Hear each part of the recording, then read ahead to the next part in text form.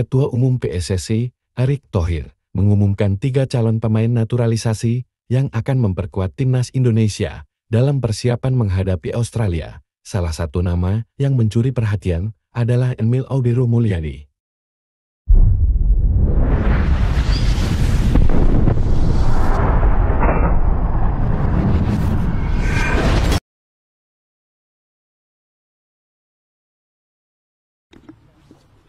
Assalamualaikum warahmatullahi wabarakatuh. Salam sejahtera untuk kita semua. Shalom, Om Swastiastu, Nama Budaya, Salam Kebajikan. Alhamdulillah kayaknya proses untuk memperkuat tim kita untuk pertandingan pada saat melawan Australia itu sepertinya jalannya agak terang. Kemarin oleh Romain ini kan sudah keluar surat-suratnya dari FIFA sehingga bisa memperkuat, di mana ada beberapa pemain kita yang di depan kan kayak Ragnar nggak bisa main karena ada kuning, dan tentu ada beberapa pemain yang memang di klubnya sendiri ada yang belum menjadi pemain pilihan utama. Nah, mereka juga harus meningkatkan performance mereka secara strength dan tentu secara jam pertandingannya. Tapi ada beberapa posisi yang kita lihat juga perlu diperkuat. Salah satunya di kiper, karena Martin Paes luar biasa. Kita juga bicara sama Martin Paes bahwa persaingan itu diperlukan. Martin sangat welcome. Ya, kita tahu sekarang dia pemain klub utama di Liga Amerika di FC Dallas. Tetapi tentu yang namanya resiko itu pasti ada di sepak bola, yaitu cedera. Nah, kita harus perkuat di posisi goalkeeper kita. Alhamdulillah setelah proses lama, diskusi lama, dan kita tahu para pemain sendiri kan punya dinamika kehidupannya mereka masing-masing. Ya, karena mereka kan tidak bermain di Liga Indonesia, tetapi banyak juga yang bermain di liga luar. Nah, Emilio Audero Mulyadi prosesnya sekarang sudah baik sekali. Ini menjadi salah satu pilihan untuk kita menjadi tim bersama Martin Paes. Kita tahu dia sudah berkarir lama di Liga Italia, Serie A, Serie B, Juventus, Inter, kemarin Como, Palermo, Sampdoria. Artinya kita mempunyai 2 goalkeeper yang kokoh. Di posisi 3 kita akan memprioritaskan goalkeeper yang muda supaya bisa belajar kepada senior-seniornya nanti. Lalu di midfielder, Jairo sepertinya surat menyuratnya belum bisa sempurna. Karena memang kalau kita ingat dulu kendalanya Martin Paes juga hampir 8 bulan waktu itu. Nah, Jairo kebetulan sudah sangat welcome, tetapi surat-suratnya belum kuat. Kita sudah diskusi dengan beberapa lawyer, belum ketemu. Nah, kita tidak mau kan ajuan kita kepada FIFA ditolak, akhirnya FIFA tidak percaya kepada kita lagi, seakan-akan kita memaksakan. Nah, memang alternatifnya tidak banyak. Di lini tengah kita ada Ivar, ada Nathan, ada Tom Hay, ada Ricky, ada Mark Locke, ada yang lain-lainnya. Nanti tentu yang milih Patrick ya. Tapi paling tidak di situ kita perlu 5 pemain tengah lah, paling tidak. Nah, akhirnya pilihan yang juga selama ini kita coba ajak bicara dan akhirnya mau, Joy Pelupesi, ya, dari keturunan Maluku. Ini dia sudah diskusi, sesudah berpikir bagaimana posisi dia juga diperlukan, dan terakhir dia kapten di klubnya. Dia sudah bermain di Eredivisie, di Liga Inggris di Sheffield Wednesday waktu itu, lalu juga sekarang di Liga Belgia. Saya rasa bisa mendukung lini tengah kita. Ya, lini tengah yang memang pada saat ini kekurangan. Lalu yang terakhir ada juga pemain yang kakeknya dari Semarang, ibunya dari Surabaya. Itu kertas-kertasnya aman, yaitu Dean James, ya, dia di Go Ahead Eagles, dia starter. Nah, kita memang perlu juga penebalan left back, wing back yang juga bisa left midfield ya, untuk mendukung kalau sampai pemain posisi menyerang kita tentu kekurangan kedalamannya. Nah, ini yang kita proses. Saya sudah lapor Bapak Presiden, Pak Prabowo, sangat welcome. Lalu saya sudah telepon Pak Menpora, nanti silahkan tanya. Dan minggu depan kita akan segera proses. Ya, kita akan mengejar supaya bisa main di bulan Maret. Ya, jadi kalau Ole sudah pasti bisa main. Tapi yang 3 ini akan kita push kertas-kertasnya semua. Saya juga ada rencana ketemu Komisi 10 Senin malam untuk memastikan dukungan DPR yang luar biasa selama ini dukung tim nasional Indonesia. Ya, dan semua tadi Emilio Audiero Mulyadi jelas ada darah Indonesia, ya, lahir di Lombok, bapaknya orang Mataram. Joe Palopesi jelas nama last name-nya, ya, dan punya track record yang bagus. Lalu juga Dean James, kakek neneknya juga kelihatan. Jadi ini yang kita fokus untuk PSSI, memastikan perkuatan tim untuk bagaimana kita bisa meraih mimpi kita tembus Piala Dunia. Ya. Pak Erik, apakah nama-nama yang disebut Pak Erik ini sesuai dengan keinginan Coach Patrick? Pasti, semua proses naturalisasi baik sebelumnya ataupun dengan U17, U20, pasti proses ini kita diskusikan di Badan Tim Nasional, ya. Lalu Sekjen bicara kepada para pelatih dan semuanya ada tanda tangannya pelatih biasanya. Jadi kita nggak mau ada tutup menutup. Oh, ini pemain titipan, oh kelasnya belum, ya. Nggak, kita semua transparan, ya, karena ini tanggung jawab moral kita ketika pemerintah mendukung, DPR mendukung, masyarakat mendukung. Jadi kita juga lakukan yang terbaik buat tim nasional kita. Kalau untuk Jairo, Pak, perjuangin buat match Juni atau? Belum bisa. Juni juga belum bisa. Sampai hari ini kita belum ketemu klausul yang bisa memperkuat Jairo hari ini. Klausulnya apa tuh Pak? Oh, banyak detailnya. Itu ada lawyer, kecuali mau belajar hukum. Apakah ada pemain Subiani Jonathan keturunan Depok, Pak? Apakah ada penetapan dari PSSI? Belum. Maunya iya, tapi belum. Nah, kalau itu gabung lagi, tapi belum. Ini kan banyak, maksudnya PSSI menaturalisasi pemain, tapi kepastian untuk dia diberikan atau begitu sama Brentford, ada nggak sih Pak? Karena kan Enggak, semua itu pilihan pelatih. Kita memberi kesempatan selebar-lebarnya juga kepada Liga Indonesia, karena itu Patrick, Denny, Alex, Gerald memantau banyak pertandingan di Liga, bahkan sampai ke Maluku. Dan yang menarik itu kita membuat pertemuan antara mereka di fasilitasi PSSI dengan Liga. Dan juga kita berharap kedekatan BTN dengan Liga itu seperti ini. Kedekatan pelatih tim nasional dan para pelatih klub di Liga harus seperti ini. Tim medical nasional dengan para dokter yang ada di klub-klub harus juga seperti ini. Harus semua kedekatan, karena ini semua kerjasama yang harus dimaksimalkan. Kita tahu catatan terbesar kita bahwa tim nasional ini kan tidak pernah cukup waktu untuk latihan senior. Karena FIFA Matchday-nya kan cuma 10 hari. Mungkin baru 2026-2027 kalau tidak salah di bulan Oktober-November itu FIFA Matchday-nya 16 hari. Itu pun digabung 2 bulan, itu tapi lama. Nah, itu dinamika ini ya memang konsekuensinya ya memang yang selalu disampaikan oleh Coach Patrick, mesti siap secara fitnessnya, tetapi match kesiapan pertandingannya juga mereka harus upaya mencoba.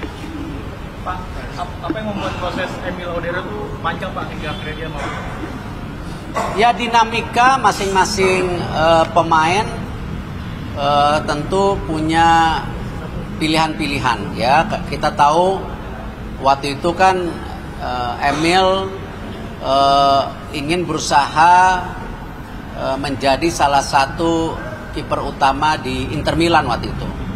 Tentu persaingannya tinggi ya, namanya juga Inter Milan ya, Juventus. Nah tentu ya ada pertimbangan lain, dan kita tidak, yang penting kami dari PSSI tidak mau ada kesan begini, bahwa para pemain ini bergabung karena ada komersialisasi.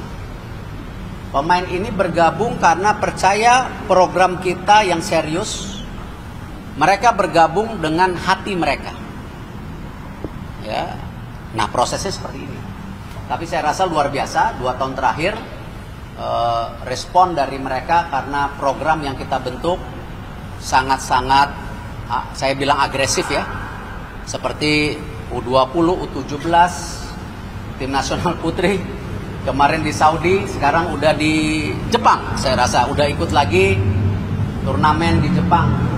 Saya rasa ya itu yang mereka melihat kita sangat serius.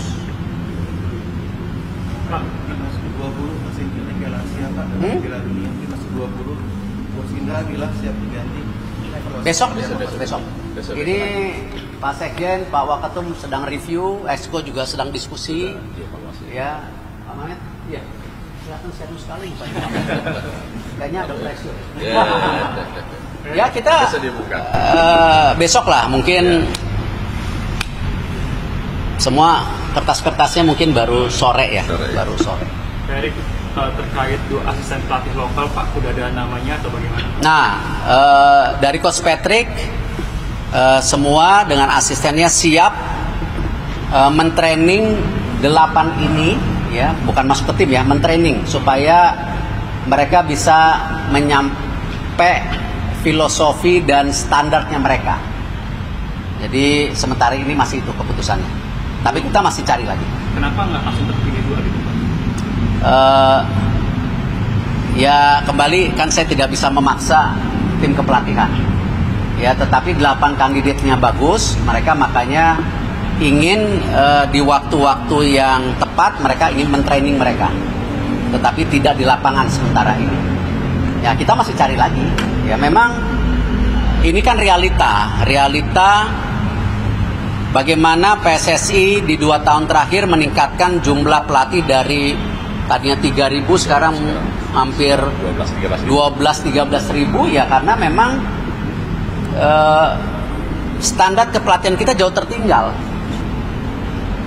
Jumlah wasit kita pun, hanya silakan interview Ogawasan, jauh tertinggal. Nah itulah 2 tahun terakhir kita bangun jumlah pelatih, jumlah wasit. Ya tetapi memang standarnya kita harus terus tingkatkan, terutama yang nanti di senior tim. Pak Erik, terkait Dirtek, perkembangannya udah sejauh mana Pak? Dirtek? Ya targetnya tanggal 28 seperti yang saya sampaikan.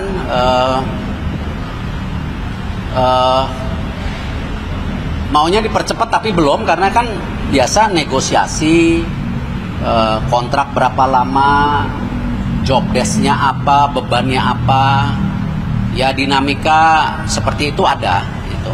Dan saya belum tanda tangan sampai hari ini, masih ada waktu berapa, 6 hari, 7 hari, ya siapa tahu dapat. Ya tadi saya masih pantau lagi karena saya udah pertanyaan itu.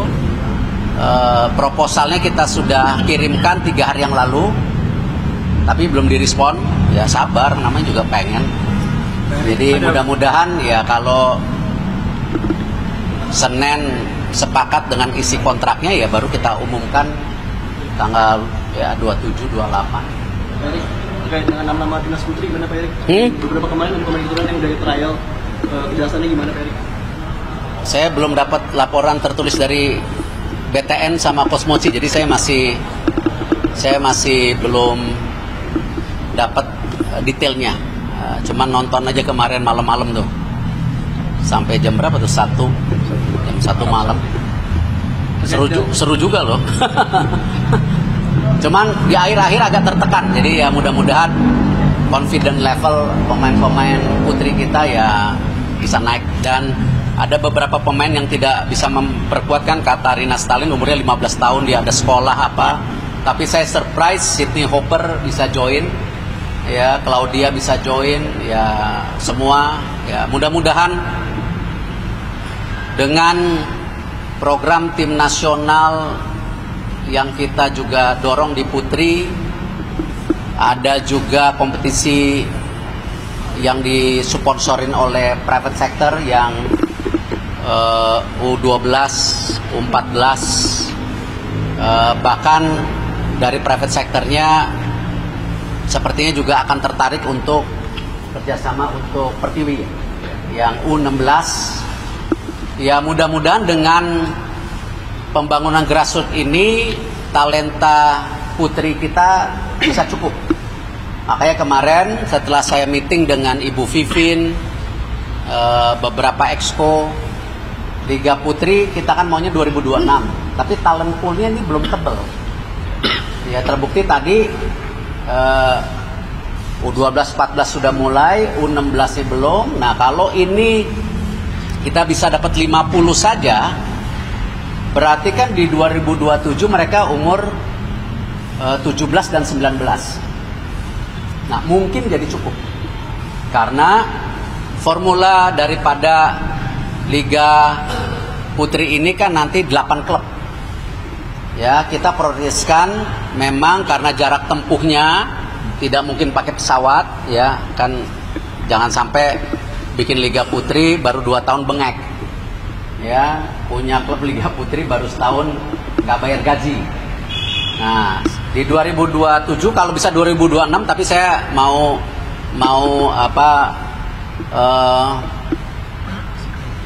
tidak mau terlalu agresif yang ini. Saya mau benar-benar pastikan 8 klub, dia transportasinya kereta, ya bukan pesawat terbang, karena kos transportasi harus ditekan, kalau nggak nanti batuk di tengah jalan. Jadi itu kereta. Jadi ya memang di Jawa Bali sepertinya angka transportasinya bisa cukup untuk masing-masing tim putri ini mengeluarkan dana 8-14 miliar per tahun. Jadi ini klubnya sudah kayak Liga 2. Jadi ya ini yang saya mesti pastikan secara ekonominya sehat gitu. Jangan hanya sekedar mau PR-ing, mau promosi-promosi, ternyata berhenti di tengah jalan. Jadi itu yang kita review. Minggu depan kita rapat lagi Liga Putri, ya Pak Sekjennya, untuk memastikan benar-benar angka ekonominya dan talentanya cukup gitu. Pak, terkait efisiensi anggaran PT Udah selesai batuk? Udah, alhamdulillah. Udah cek kesehatan belum? Udah. Saya bengek. Oh bengek. Gimana Pak buat efisiensi anggaran PSSI sendiri kena nggak Pak? Ada beberapa cabur kan yang kena tuh. Saya tidak tahu, yang pasti saya tidak mau juga, kan saya bekas ketua KOI. Saya tidak mau membedakan sepak bola dengan olahraga lain. Kita di PSSI benar-benar berusaha keras untuk membangun pendanaan dari private sector. Hari ini saya baru tanda tangan dengan Finvest. Ya, itu lumayan dapat uang lagi. Ya, hampir 70% program kami dibiayai dari private sector. Ya, termasuk supporter, ada jersey, tiketing, ada juga dari media TV, ada juga sponsor. Nah, tetapi memang ini komitmen yang waktu itu disepakati antara pemerintah Indonesia dan FIFA, ya, untuk transformasi sepak bola kita yang memang pada saat itu ya FIFA ingin lihat komitmennya. Dan bahkan FIFA buat kantor di sini. Sudah ada 12 event FIFA, ada FIFA Kampus, FIFA Club Management. FIFA mengeluarkan duit hampir mungkin $2 juta buat event-event itu. Lalu FIFA juga menggelontorkan dana FIFA Forward 5,5 juta. Jadi ya keseriusan FIFA ya memang harus disambut oleh keseriusan kami di PSSI untuk pendanaan dan saya rasa pemerintah. Dan komitmen pendanaan ini saya rasa tidak muluk-muluk. Dari pertama saya menjabat waktu itu, perjanjian kami dengan pemerintah waktu itu 50-50. Ya, di mana 250 dari pemerintah, 250 dari kami. Tapi alhamdulillah di tahun pertama itu 120 dari pemerintah, dari kami kita mencapai 250 miliar atau 250 miliaran. Nah, tahun ini dengan budget yang 650 miliar ya pemerintah 220, ya kita harus mencari 400-an. Jadi saya rasa saya tidak mau membeda-bedakan, tapi kita kerja keras. Sama pendanaan kita dari Liga itu setiap tahun, walaupun Pak Sekjen garuk-garuk kepala, itu hanya sekitar 25 miliar. Yang dulu keuangan Liga itu dibutuhkan oleh PSSI hampir 100-150 miliar. Jadi liganya tidak bisa berkembang. Nah, Liga hari ini bisa punya VAR, punya Elite Pro Academy, semua ya karena pendanaannya ke kami hanya 25 miliar. Karena dia punya rotasi sendiri yang pendanaannya cukup. Bahkan karena saya lihat pendanaannya cukup, kita minta lagi untuk VAR untuk Liga 2 harus berjalan di musim berikutnya. Karena situasi di Liga 2 saya rasa teman-teman tahu ya, sangat menyedihkan. Dan saya rasa kita akan ada investigasi. Kemarin Pak Kapolri, Pak Jaksa Agung juga dalam beberapa pertemuan mereka punya komitmen yang sama. Ya, kita harus lakukan yang apa di Liga 1 sekarang di Liga 2. Pak, artinya berarti nggak ada pengurangan dukungan dari pemerintah ya Pak? Kan sebelumnya Bapak bilang Kan sebelumnya 250, iya, terus ada 120. iya. Kalau dari tahun ini 227 ya kurang sedikit. Ya, kurang sedikit. Dulu kurang 130, sekarang kurang Ujungnya Pak. sekarang kurang 23 ya. Ya rezeki anak soleh. Pak Erik, yang mau diinvestigasi pertandingan Liga 2 yang mana? Saya nggak bisa bicara, ada tim investigasinya. FIFA sudah mengirimkan alarm beberapa game, ya. Nanti kan ada satgas yang dibentuk. Saya rasa Pak Kapolri, Kejaksaan sudah juga punya komitmen selain yang sedang ini kan. Itu ada berapa banyak Pak? Bah, saya nggak mau ini. Nanti itu kan saya tidak mau mendahului atau saya tidak mau suuzon atau menuduh yang belum ada black and white-nya ya. Tapi Liga 2-nya itu yang pertandingan promosi ke Liga 1 atau yang degradasi? Saya nggak tahu. Saya nggak tahu. Baik, Pak Erik, timnas senior bakalan di sini apa tuh nanti di Australia? Sama bakalan charter pesawat apa? Yang saya tahu sebagian akan kumpul di sini karena Liga akan berhenti 4 hari sebelum FIFA Matchday kan. Jadi itu komitmen selama kita sama 3 tahun. Jadi Liga akan mensupport. Jadi pemain-pemainnya bisa training lebih awal. Beberapa pemain saya rasa yang internasional kayaknya langsung ke sana deh. Karena kayak Martin Paes dari Dallas ke Eropa berapa jam itu, mungkin bisa 24 jam itu. Lebih kali sama transit. Jadi ya sebagian besar yang dari luar negeri ke sana. Pak, ini kan di Nasdem Bapak juga udah ada Pak. Kita butuh statementnya soal IKF Pak. Yang training center di IKF gimana Pak? Mungkin bisa diupdate. Alhamdulillah training center di IKN sudah tuntas. Yang phase 1 82 kamar sudah selesai. Alat fitnessnya dibantu Menpora sudah selesai. tempat makanan, tempat tidur semua udah selesai. Fasilitas 3 lapangan yang natural, sintetik sudah selesai, lapangan mini yang taktikal sudah selesai, multifunction sudah selesai, dapur juga sudah ada, tapi masih diplastikin belum dibuka, itu dapurnya saya lihat. Nanti saya cek. Ya, tapi saya rasa untuk tim putri junior ya nanti setelah diresmikan antara Bapak Presiden Pak Prabowo dan Presiden FIFA, saya nggak tahu nanti waktunya lagi atur, itu bisa dipergunakan. Saya tidak tahu apakah sebelum itu bisa dipergunakan, kita lagi coba lihat kesiapannya. Tapi tim senior saya rasa sulit, ya kita akan fokus di sini karena tadi bukan karena memanjakan, karena FIFA matchday-nya pendek, ya jadi nggak mungkin dari Eropa ke Jakarta kita sehari terbang lagi, enggak. Tapi memang kan dari awal saya bilang ini untuk training center tim usia muda dari awal. Tetapi ketika tim senior cukup waktu bisa saja. Sebelum 17-an Pak? Apa? Sebelum 17-an bisa ya, secepatnya. Kita sedang fokus sekarang di tahap kedua. Alhamdulillah pemerintah IKN kemarin ada kesepakatan untuk mulai membangun phase kedua. Jadi yang prioritas nanti jalannya dulu dari phase 1 tembus phase 2 itu dulu. Nanti baru stadium ininya yang 5.000 kapasitas untuk pertandingan. Ya, ini kan pertandingan junior atau putri kan seperti di Madia kan cukup lah. Itu. Yang lain-lainnya kolam renang apa masih gelap.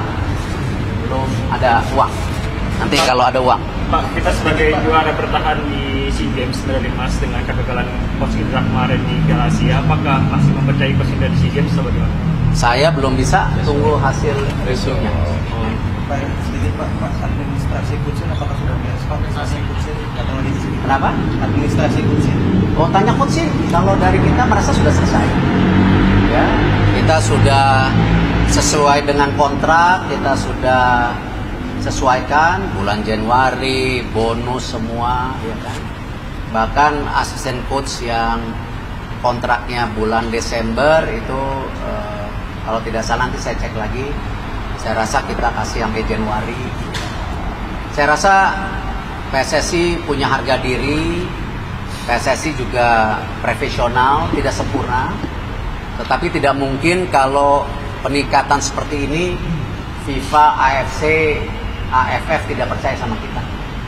Jadi kita jalankan sebaik-baiknya. Dan saya mengucapkan terima kasih kepada Coach Sin. Selalu saya bilang ini bagian dari profesionalisme. Dan kita sekarang fokus kepada Coach Patrick, ya. Kita fokus kepada program-program yang sedang berjalan. U20 kita evaluasi. U20 sekarang ada U17 yang kita dorong juga, ya. World Cup sama. Apakah salah kalau kami di PSSI yang mendengar suara supporter masyarakat Indonesia menginginkan kita juga main di Piala Dunia? Saya rasa nggak salah. Kita pernah jadi tuan rumah U17, ya. Tapi untuk kualifikasi sebagai tim kan pengen, boleh dong, ya.